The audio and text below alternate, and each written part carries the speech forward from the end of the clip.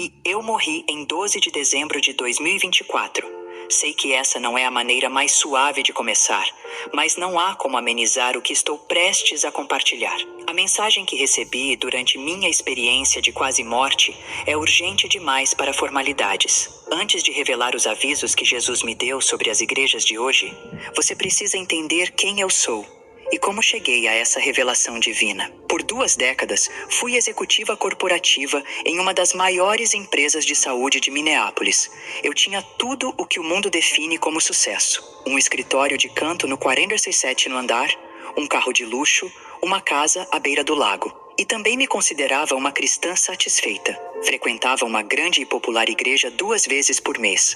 Fazia minhas doações e achava que isso bastava espiritualmente. Hoje, olhando para trás, percebo o quão profundamente eu estava adormecida. A manhã de 12 de dezembro começou como qualquer outro dia frio de inverno em Minnesota. O termômetro marcava temperaturas negativas e o sol ainda não havia surgido quando cheguei ao hospital para uma simples remoção da vesícula biliar. Lembro-me de brincar com a enfermeira sobre perder uma reunião do conselho enquanto ela verificava meus sinais vitais. Melhor isso do que perder o Natal, disse ela com um sorriso. Mal sabia eu que, em poucas horas, teria um encontro com o próprio Jesus Cristo. A sala de cirurgia ainda está nítida em minha mente.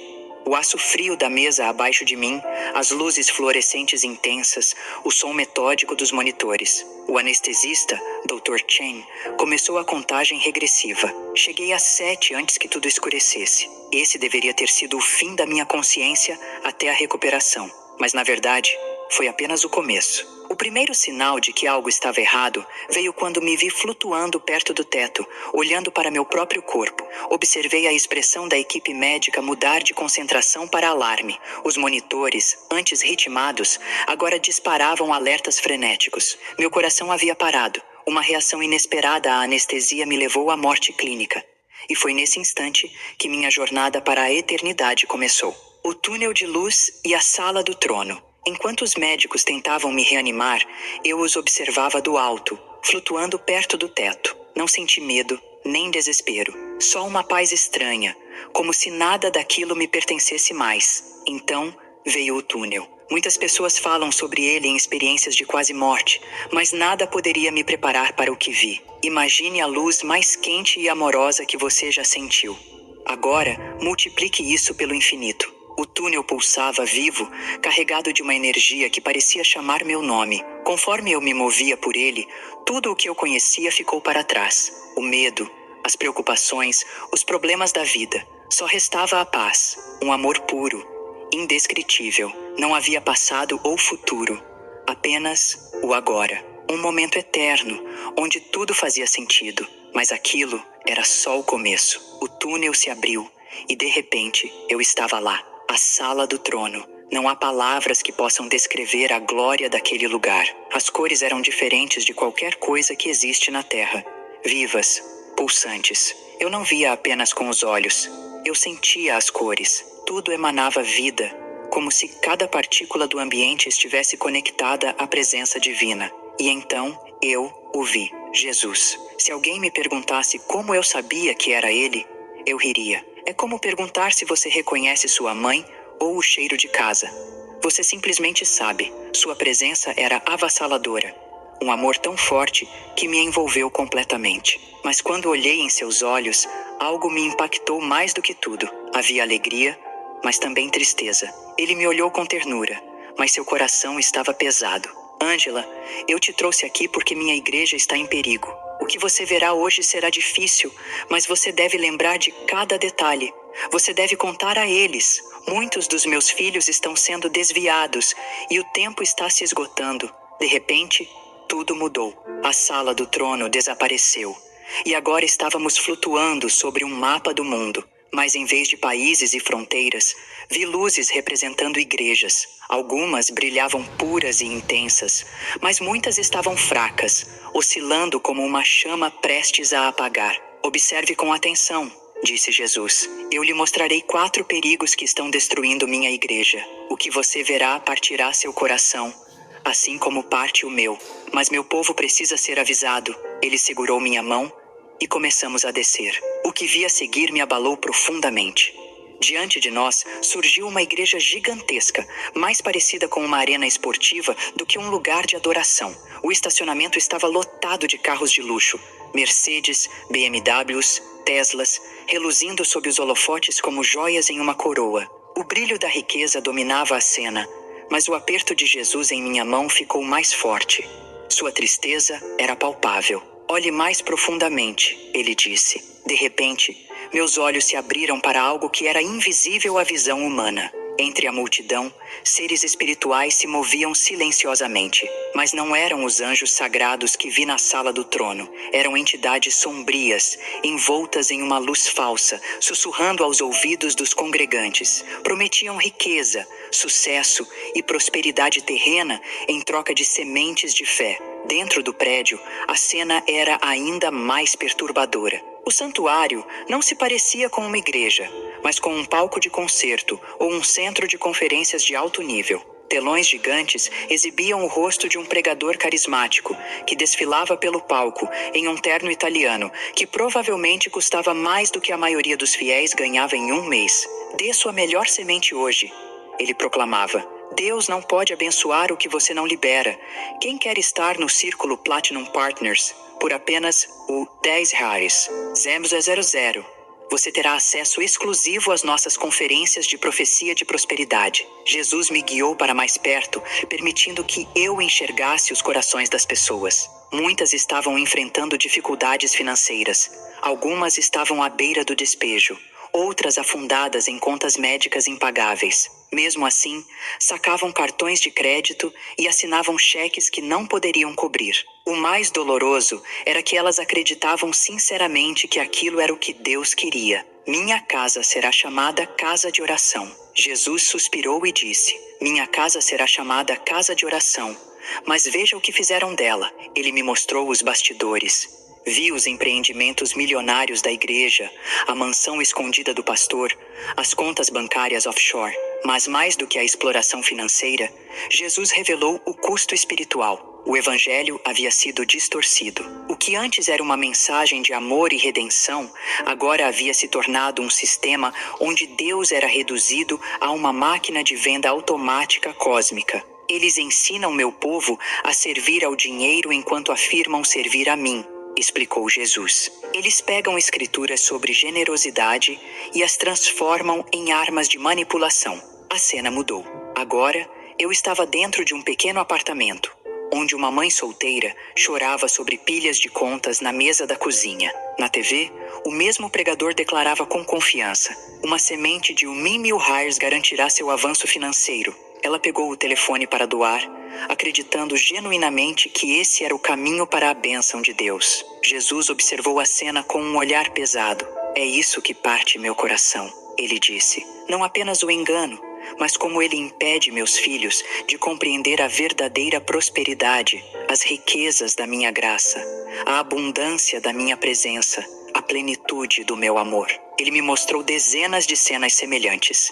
Idosos entregando suas aposentadorias, estudantes sacrificando seus empréstimos estudantis, famílias se afundando em dívidas para provar sua fé. Mas então, ele me mostrou algo ainda mais assustador. Veja o que acontece no reino espiritual, disse Jesus. Cada vez que alguém dava por medo ou manipulação, em vez de amor, um cordão escuro se enrolava ao seu redor, prendendo-o mais profundamente ao falso sistema. As entidades demoníacas que eu havia visto antes se alimentavam dessa energia, ficando mais fortes, enquanto a luz genuína da fé nas pessoas enfraquecia. Então, Jesus me levou ao que ele chamou de a verdadeira riqueza.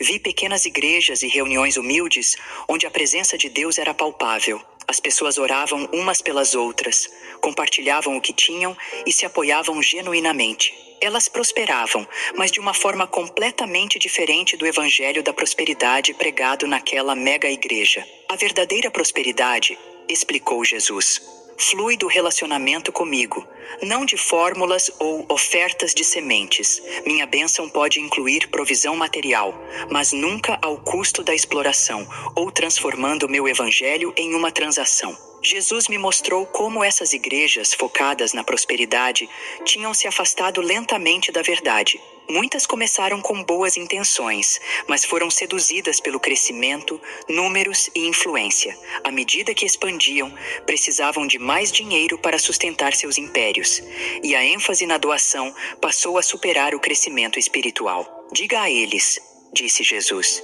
que eu nunca chamei minha igreja para ser um empreendimento comercial. Diga que, embora deseje que meus filhos prosperem e tenham saúde, assim como suas almas prosperam, eles fizeram do dinheiro seu Deus e chamaram isso de fé. A cena mudou. Agora, Jesus me mostrou algo que partiu meu coração.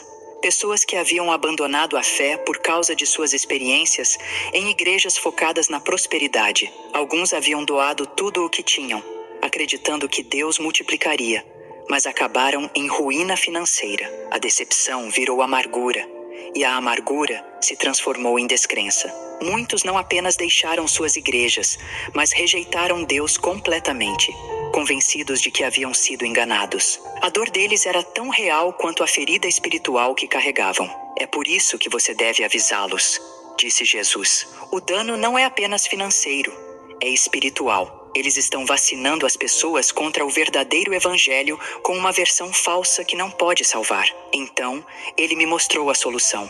Vi igrejas voltando ao ensino bíblico sobre prosperidade, onde o ato de dar era um reflexo do amor a Deus, e não uma moeda de troca. Vi pastores vivendo modestamente, mais preocupados em alimentar seus rebanhos do que em construir suas marcas pessoais. Mas então, Jesus apertou minha mão novamente. Seu olhar era sério. Este é apenas o primeiro aviso, ele disse. Agora, devo mostrar algo igualmente preocupante. Igrejas que sacrificaram a verdade pela popularidade. A cena diante de nós se dissolveu e começamos a nos mover em direção à próxima revelação.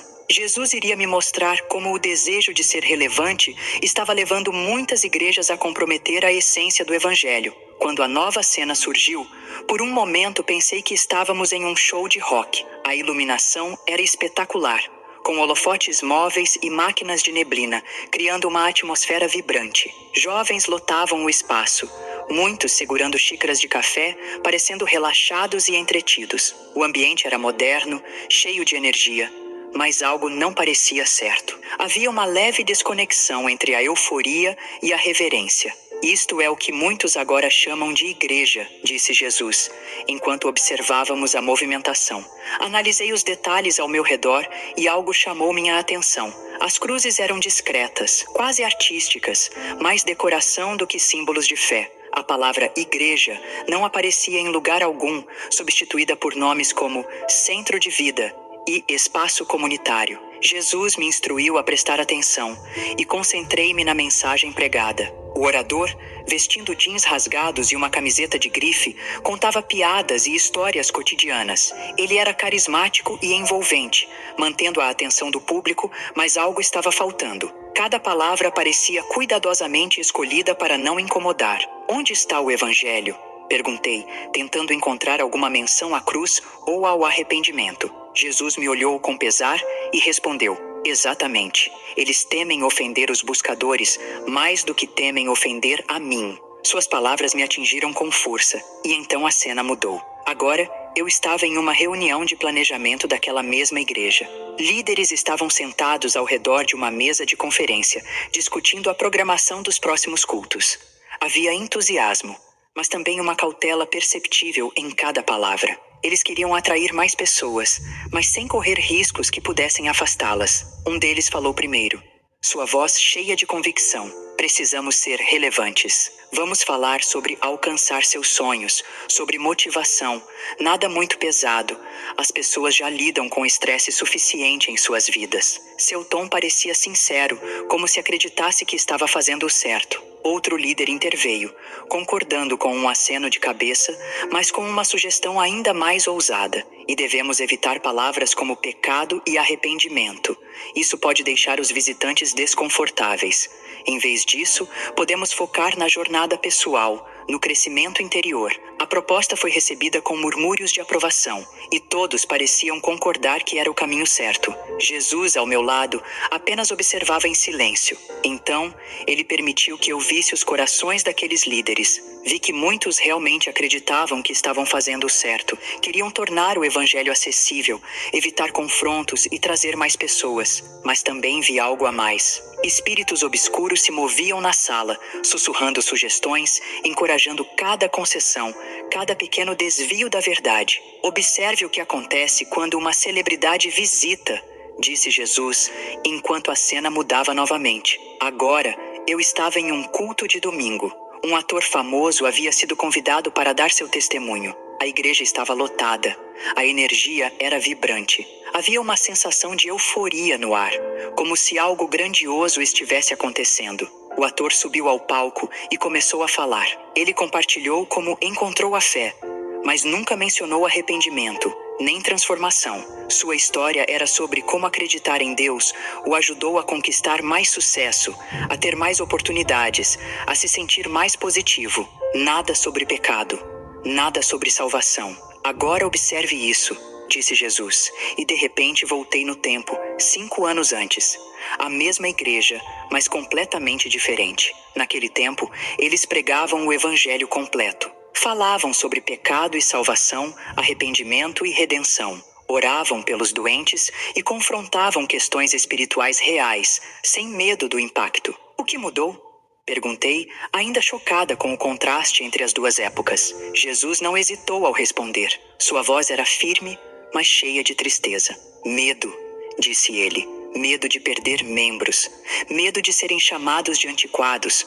Medo de ofender a cultura. Foi então que compreendi. A busca por relevância levou muitas igrejas a comprometer a verdade. Não abandonaram a fé de uma só vez, mas em pequenas concessões, justificadas pelo desejo de atrair mais pessoas. A cada ajuste, o evangelho se tornava mais diluído, até que quase nada restava. O amor perfeito lança fora o medo, disse Jesus.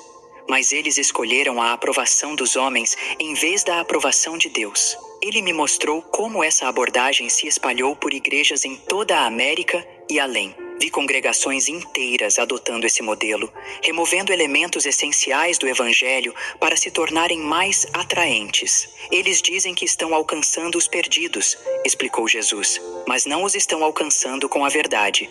Estão entretendo-os em seu caminho para a destruição. As pessoas frequentavam essas igrejas por anos, sem nunca ouvir sobre arrependimento, sem entender o pecado ou o verdadeiro significado da cruz. Saíam sentindo-se bem consigo mesmas, mas inalteradas. Acima dessas igrejas, vi uma névoa espessa, uma barreira espiritual que impedia a verdadeira luz do evangelho de penetrar. As pessoas estavam sendo lentamente inoculadas contra o cristianismo autêntico.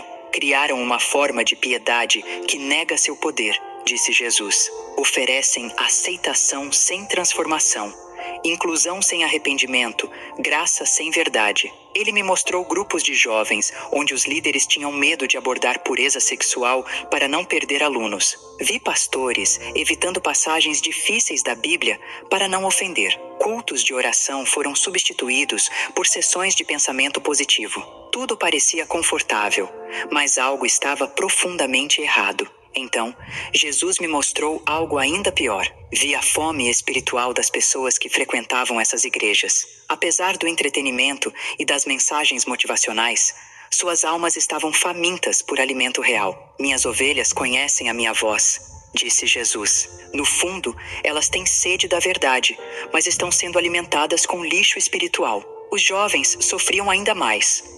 Muitos estavam lutando secretamente contra vícios, depressão e opressão espiritual, mas em vez de orientação bíblica e ajuda verdadeira, recebiam apenas discursos motivacionais e experiências de show. A superficialidade das mensagens não preenchia o vazio que eles carregavam por dentro. Agora, disse Jesus, deixe-me mostrar-lhe algo ainda mais sério. A cena mudou drasticamente e começamos a testemunhar o terceiro aviso. A adoração perigosa de pastores. O que vi revelou uma forma sofisticada de idolatria dentro da própria igreja. A cena diante de nós era diferente de tudo que eu havia testemunhado. Estávamos em mais uma mega igreja, Mas algo estava errado. O ar parecia pesado, carregado com uma energia espiritual estranha que me deixou desconfortável. Era um peso invisível, como se algo estivesse fora de lugar. Observe cuidadosamente, disse Jesus. Este é talvez o engano mais sutil de todos.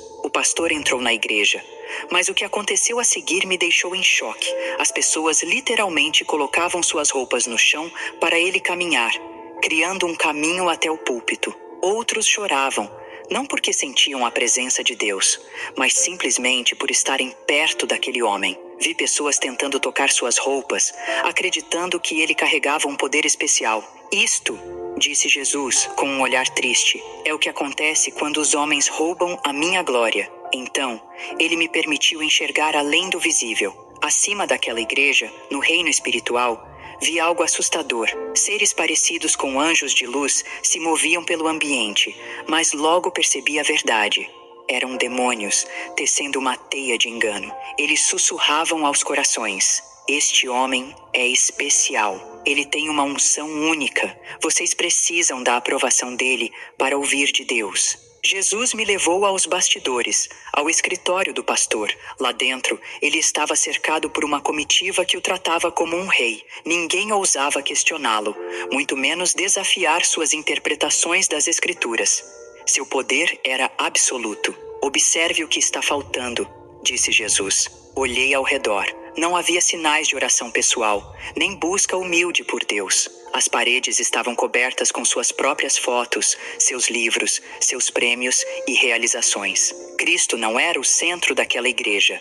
Era apenas um figurante na construção do reino pessoal daquele homem. Agora, olhe para o impacto no meu povo, instruiu Jesus. Vi os membros daquela igreja e me espantei com o nível de dependência. Eles não tomavam decisões sem consultar o pastor. Mulheres negligenciavam a liderança de seus maridos porque o pastor disse algo diferente. Homens abdicavam de seu papel espiritual no lar, transferindo toda a autoridade ao pastor. Isso não é liderança, disse Jesus. Isso é abuso espiritual. Então, ele me mostrou como esses pastores expandiam sua influência. Seus rostos estavam por toda parte.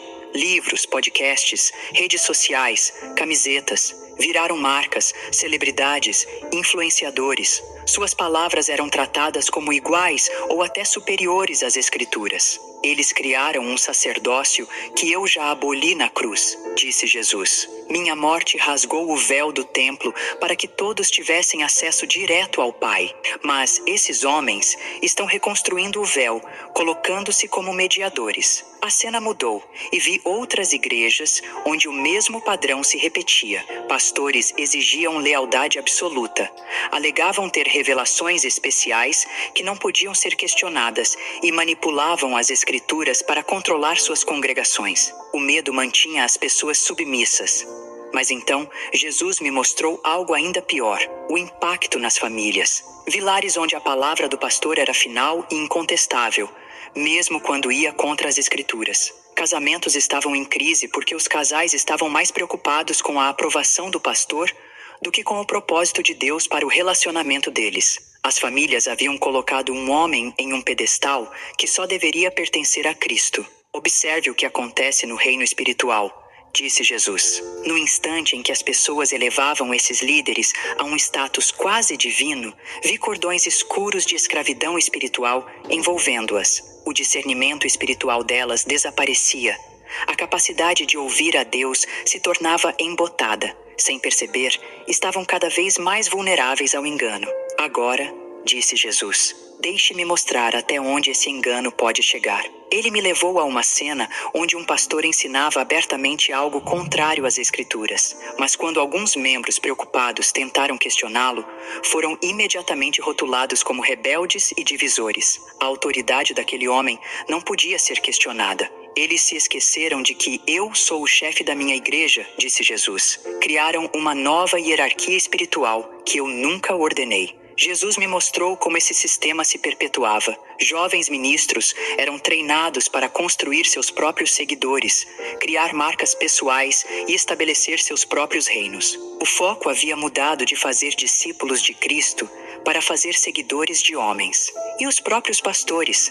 Perguntei. Jesus me mostrou algo ainda mais perturbador. Muitos desses líderes começaram com corações genuínos, mas foram seduzidos pelo poder, pelo status e pela adoração das multidões. O inimigo criou uma armadilha sofisticada que alimentava seus egos enquanto os prendia em correntes de orgulho. O mais triste, disse Jesus, é que muitos deles nem percebem que se tornaram ídolos. Alguns pastores acreditavam genuinamente que eram especiais, mais ungidos, mais próximos de Deus do que os outros. Eram enganados pela própria fama, presos na prisão do status e da celebridade religiosa. Mas então, Jesus me mostrou a solução. Vi igrejas saudáveis, onde os líderes compreendiam seu papel como servos, não celebridades. Eles apontavam constantemente para Cristo, encorajavam um relacionamento direto com Deus e fortaleciam os membros para ministrarem, em vez de criar dependência.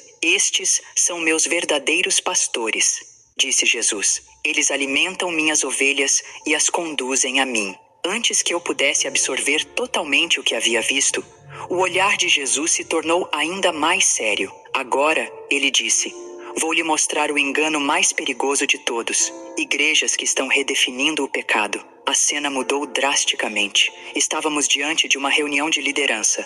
A atmosfera era pesada, carregada de um significado espiritual profundo. Observe como o comprometimento começa, instruiu Jesus. Observei enquanto os líderes da igreja discutiam maneiras de atualizar sua posição sobre pecados claramente definidos nas Escrituras. Suas intenções pareciam sinceras. Queriam ser amorosos, acolhedores, alcançar mais pessoas. Mas a cada concessão, eu via forças espirituais sombrias na sala ficando mais fortes. Eles chamam o mal de bem e o bem de mal, disse Jesus. Colocam trevas por luz e luz por trevas. Ele me mostrou como essas igrejas passaram gradualmente de ensinar a verdade bíblica para acomodar tendências culturais. No início, as mudanças eram sutis. Suavizaram a linguagem sobre pecado, evitaram tópicos controversos, reinterpretaram ensinamentos bíblicos claros para se encaixar nas sensibilidades modernas. Olhe mais profundamente, disse Jesus. Vi igreja após igreja abandonando os padrões bíblicos sobre sexualidade, casamento e moralidade. Mas o que mais me chocou foi como usavam as Escrituras para justificar essas mudanças, distorcendo a palavra de Deus para apoiar o que ele claramente condenava. Agora veja o que acontece no reino espiritual quando a verdade é comprometida, ordenou Jesus. O que vi foi assustador. Cada vez que uma igreja redefinia o pecado em vez de confrontá-lo, uma densa escuridão espiritual descia sobre a congregação. O discernimento das pessoas enfraquecia. Pouco a pouco, a diferença entre verdade e engano desaparecia. Esse é o padrão, explicou Jesus. Primeiro, questionam se as Escrituras realmente querem dizer o que dizem. Depois, afirmam que os tempos mudaram e que precisamos de novas interpretações. Por fim, declaram abertamente que o que eu chamo de pecado é, na verdade, algo abençoado por mim. A cena diante de mim confirmava suas palavras. Vi igrejas onde o casamento bíblico já não era mantido, onde a imoralidade sexual era celebrada como amor, onde o temor a Deus tinha sido substituído por uma graça distorcida que não exigia arrependimento. Agora, olhe para o custo disso, disse Jesus. Ele me mostrou o impacto espiritual sobre os indivíduos nessas igrejas. Pessoas lutando contra o pecado não estavam mais encontrando libertação por meio do arrependimento e da graça. Em vez disso, eram ensinadas que seu pecado não era realmente pecado. O resultado? Escravidão disfarçada de liberdade. Eles prometem liberdade a eles. Jesus citou as Escrituras, mas eles mesmos são escravos da corrupção. Vi crentes genuínos lutando internamente, sentindo um conflito profundo. Seus espíritos sabiam a verdade, mas eram ensinados a ignorar o próprio testemunho interior para se encaixar na aceitação cultural. Então, a cena mudou. Vi cultos religiosos onde a cruz havia sido minimizada ou removida completamente. Sem a cruz, explicou Jesus, não há necessidade de arrependimento. Sem arrependimento, não há salvação verdadeira. Ele me mostrou grupos de jovens que buscavam respostas genuínas sobre sexualidade e moralidade, mas, em vez de receberem a verdade bíblica, eram ensinados a aceitar a sabedoria da cultura. Vi crianças confusas e perdidas, bombardeadas por ensinamentos que contradiziam tanto as escrituras quanto a própria lei natural. Elas estavam sendo ensinadas que não havia verdade absoluta, que poderiam definir sua própria realidade. As crianças sofrem mais, disse Jesus. Elas estão sendo ensinadas a maior mentira da serpente, que o homem pode decidir por si mesmo o que é bem e mal. Então, ele me mostrou algo ainda mais doloroso. Vi pastores e líderes que sabiam que estavam comprometendo a verdade, mas estavam presos pelo medo. Medo de perder membros, de enfrentar rejeição da cultura, de serem rotulados como intolerantes. O medo é o inimigo da verdade, disse Jesus. O amor perfeito lança fora o medo. Mas eles escolheram temer os homens em vez de temer a Deus. Aquelas igrejas não tinham mais poder para trazer libertação verdadeira. Vi pessoas lutando contra o pecado, buscando esperança e transformação. Mas tudo o que encontravam era aceitação sem mudança, inclusão sem arrependimento, amor sem santidade, sem a verdade, explicou Jesus.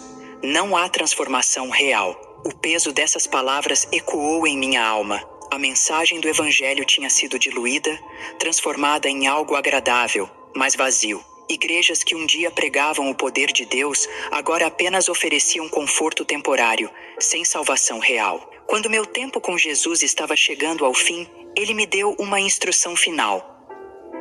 Diga a eles que tudo deve ser construído em oração e ancorado no meu nome. Antes que eu pudesse falar, senti minha alma sendo puxada de volta ao meu corpo. Era como se uma força invisível e poderosa me guiasse com firmeza, mas ao mesmo tempo com suavidade e paz. E então, num instante, eu estava de volta. Acordei no hospital, cercado por médicos e enfermeiros atordoados. Eu podia sentir o ar voltando aos meus pulmões, o batimento do meu coração retomando seu ritmo, mas mais do que tudo, sentia a presença de Deus me envolvendo. Eu estava viva. Agora, ao compartilhar este testemunho, oro para que aqueles que ouvirem sejam despertados, que retornem a um lugar de oração verdadeira, de comunhão real com Deus. A mensagem de Jesus foi clara: arrependam-se e retornem ao seu primeiro amor. Busquem primeiro o meu reino e tudo mais se encaixará. Não se deixem enganar pelos falsos evangelhos da prosperidade, da inclusão sem santidade ou da idolatria de líderes. Minha palavra é verdadeira. Meu poder é real. Voltem para mim, e eu voltarei para vocês. Este é o meu testemunho, meu aviso, minha esperança. Que o povo de Deus retorne a Ele antes que seja tarde demais. Foi isso que Jesus me mostrou, e eu nunca mais serei a mesma. Espero que você também não. Que testemunho